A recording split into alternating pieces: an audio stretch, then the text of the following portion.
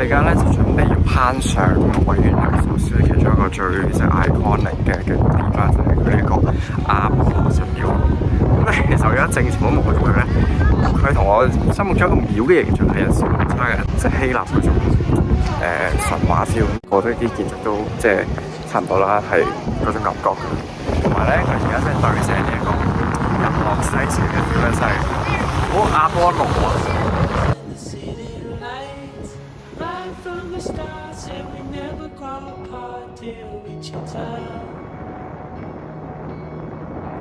咁節就係阿波羅，他月守護的太陽。呢個係啦，呢個就係嗰個遺址遺跡。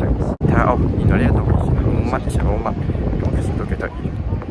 可能我真係嚟到，真係完全冇得去玩，冇得去旅行，所以所有嘢都照單全收。好啦，唔再同大家一路行一路講啦，因為行多10秒就已經係個 cliff， 稍一不留神就已經可以過。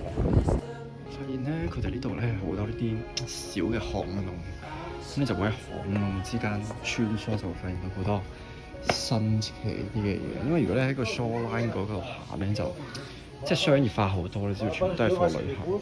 華張嘢好特別咧，就係呢度隨處都會可見呢一啲小貓咪，佢都唔會撩你嘅，就喺度嘆世界。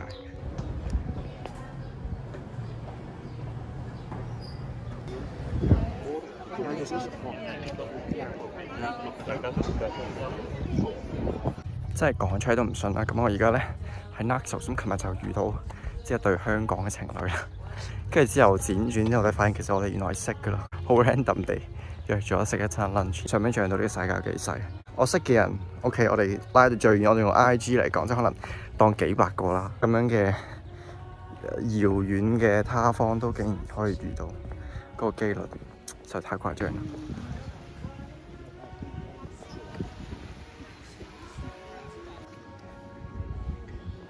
咁見到呢啲餐廳隨處都就係希臘風情。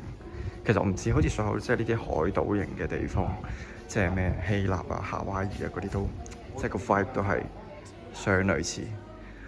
呢個先係夏天嘅感覺。我想講就係喺瑞典個 long winter 真係完全令到我迷失咗自己。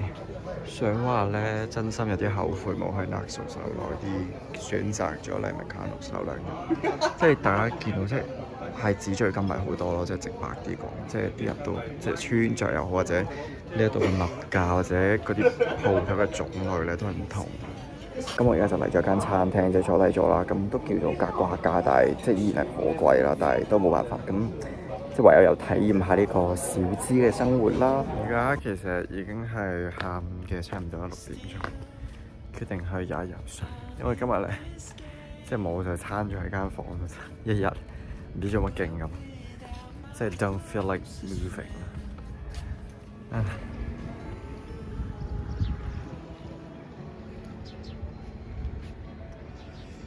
咁唔知大家睇唔睇到啦？其實遠處係有個海灘係可以去嘅，但係真係太懶啦，我實在，所以就喺呢度氣下水算。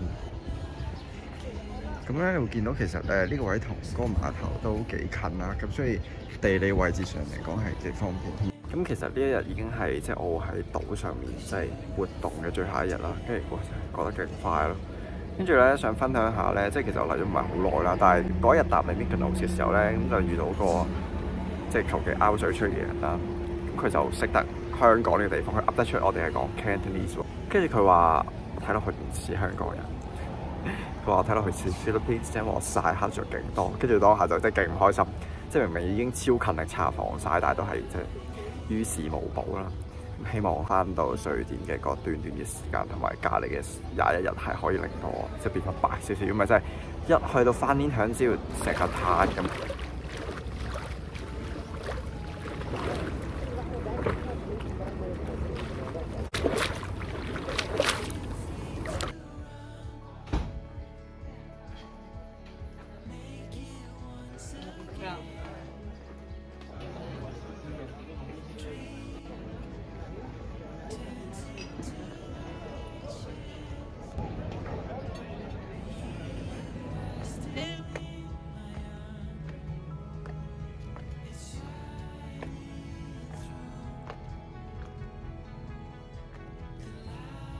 而家就喺呢一個即係有少少似天星小輪，佢呢度叫斯巴沙，就會由呢一個市集啊呢邊嗰啲位咧，即係車載翻去 Newport 嗰度嘅，咁就係近翻個酒店啦。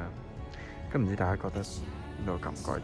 真係好糜爛啊！我都係想講多次，就係有銅臭嘅一個景點，咪但係都係靚嘅，講真。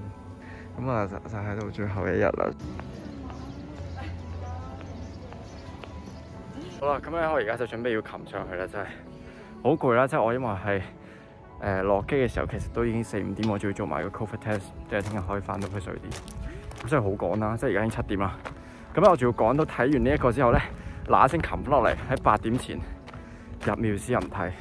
其實我都唔知佢8點係閂定係8點係最後俾你入去，所以我都摸定走馬看花，而家係連即係征唔征服到呢一個陡峭嘅地方我都唔知。咁咧希望擒到上去最有氣力俾大家睇啦。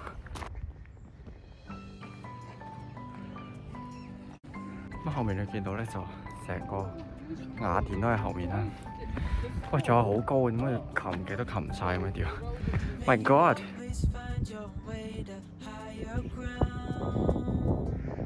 屌住啊！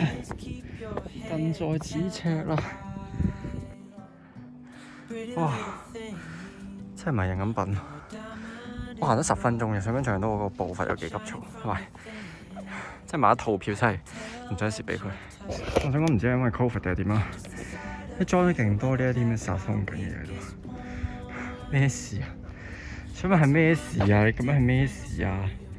我想講都真係踏入去同埋踩喺嗰啲石上面都真係覺得會諗到，即係睇嗰啲戲又好啊，或者現實讀嗰啲希臘嘅神話都真係同我想像而出嘅事，真係幾屌。可能接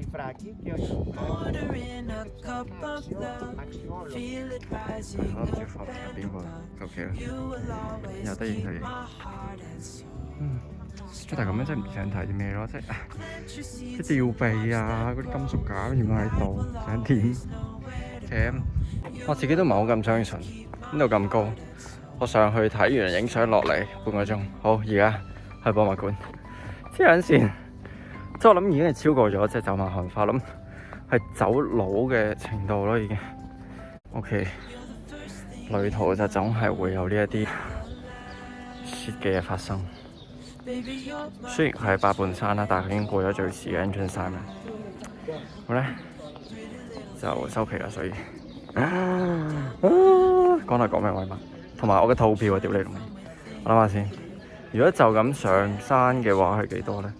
我都唔能自算啦，呢程已經係嘥錢嘥到唔識講嘅程度啦。